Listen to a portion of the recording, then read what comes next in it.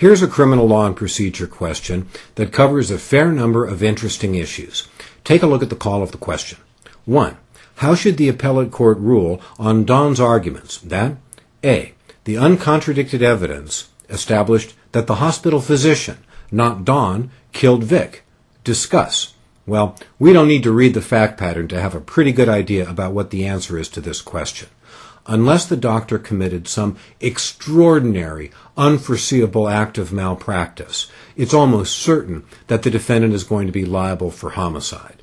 If the defendant hurt the victim so badly that the victim was taken to the hospital, it's likely that anything that happens in the hospital will be deemed foreseeable. And as a result, it won't break the chain of causation between the defendant's act and his liability for homicide. Go to question 1b. The court erred in instructing on murder in the commission of a felony. Discuss. We can't answer that question until we carefully examine the facts. 1c. The court should have instructed on manslaughter. Discuss. Again, we're going to have to take a careful look at the facts before we can venture an opinion on that question. 2. How should the appellate court rule on Alex's arguments that A. The evidence is insufficient to support his conviction as an aider and abettor? Discuss.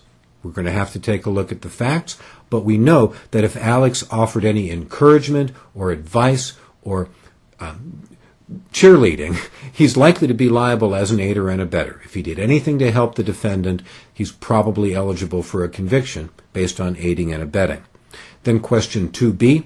The evidence is insufficient to support his conviction of first-degree murder, even if it does support a finding that he aided and abetted Don. Discuss. Well, we take a step back and we realize we've got two defendants here, Don and Alex. Both of them have been convicted of murder.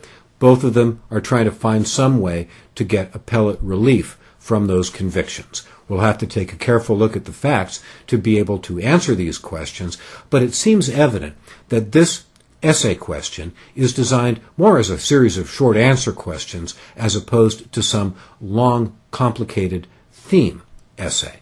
So, in a way, this is much more like the multi-state than it is like a traditional essay question. Let's go to the top and acquaint ourselves with the facts. In paragraph 1, we meet Don. He arrives at home at night and he finds Vic assaulting Don's wife.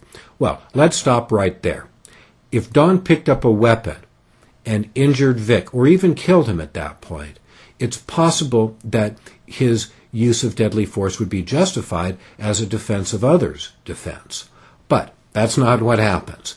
Vic escapes before Don can apprehend him. He's convinced that the legal system won't bring Vic to justice, so Don spends 3 months searching for Vic to take care of him himself. Well, we understand that the heat of passion can be a justification, or at least can reduce criminal liability for homicide. But after a cooling off period, often measured in minutes, not months, that defense of others or heat of passion certainly does not apply. Go to paragraph 2. Here we meet the other defendant, Alex. Alex was not known by Don, had his own reasons for hating the Vic and wanting him dead. Alex heard of Don's desire to locate and retaliate against Vic. Hoping that Don would kill Vic, Alex sent Don an anonymous note stating the Vic's location. Well, let's just pause right there.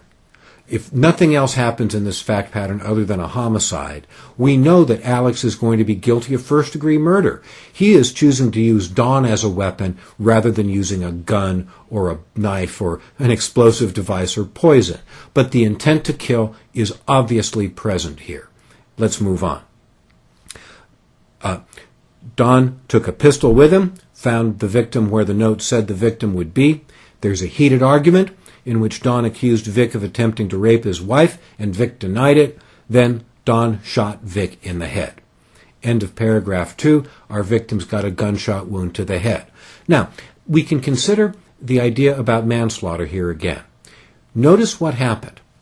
The defendant, Don, witnessed the earlier assault. More than 3 months later, he confronts Vic, and they have an argument that becomes heated. Now, Is that argument going to be enough to justify a manslaughter instruction and a heat of passion defense? I think the best answer to that question is no. I think it's obvious that this defendant basically has been hunting for this victim for months. And I don't think the fact that he wanted to shout at the victim before he shot him is going to be sufficient to offer a reduction in the charges from homicide to manslaughter. So unless there's something else present here, I don't think the court was wrong in refusing to issue a manslaughter instruction. Let's read on and consider the facts. In paragraph 3, the victim is rushed to the hospital and he is preliminarily diagnosed as brain dead. Well, at that point, the crime of homicide is complete in a substantial majority of American jurisdictions. There's a minority of jurisdictions that will allow the breathing and pulse to constitute life for homicide purposes, but certainly there's nothing that the doctor can do at this point that's going to change the result. This victim is going to die, and this defendant is going to be criminally liable for the death. Well, the victim is placed on life support for 3 days. Follow-up studies prove permanent brain function cessation. The hospital physician then disconnects the victim from life support. The pulse stops, and the victim is pronounced dead. Well, now we know that our initial instincts when we read the first part of the call of the question were correct. The hospital physician had nothing to do with the death of this victim, and the defendant had everything to do with that death. Let's go to paragraph 4. This is the setup for the call of the question. Both Don and Alex are charged with murder. All of the facts that we have read in the first 3 paragraphs are proven at trial. The prosecutor argues that the murder was willful, deliberate, and premeditated. All of those things appear to be true. And the prosecutor argues that it was committed during the felonies of assault with a deadly weapon and burglary. Well, wait a second. Let's just pause for a moment there. Here the prosecutor has crossed a line. The prosecutor can't make these arguments. There's nothing in the facts that suggest that there was a burglary. Nothing that we have read shows that there was the breaking and entering of the protected structure of another. None of those facts are present. Burglary hasn't been proven based on what we know. Furthermore, assault with a deadly weapon is a predicate offense to homicide. It merges into homicide, and it certainly does not serve as a felony for the felony murder rule. So in this instance, although we've got defendants who obviously are dripping with guilt, the prosecutor has crossed a line. These defendants are guilty of murder, and in fact they're guilty of first-degree murder, but they're not guilty of felony murder. So we move on. The defendant, Alex, is alleged to have aided and abetted murder, felony murder, burglary, and assault with a deadly weapon. Well, he's aided and abetted murder, but none of those other crimes. The court rules that there is no evidence to warrant instructions on manslaughter. The jury convicts them both of first-degree murder. They both appeal. We get the call of the question again. Well, turn the page. Let's just take a quick look at how to organize an answer to this question. But this is not the sort of elaborate essay question that we can get in torts or contracts or real property or even in criminal law and procedure. We'll see plenty of questions that are more intricate than this one. We're really being presented with 6 straight questions. Well, let's just answer them. First, we have to address each of Don's arguments. His first argument is that the doctor killed the victim, not him.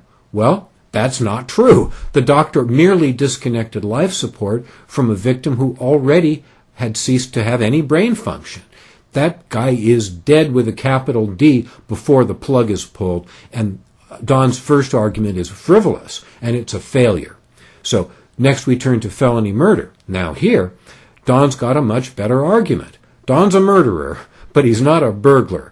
And therefore, and not only is he not a burglar, but assault with a deadly weapon merges into the offense of homicide. So the felony murder instruction was clear error.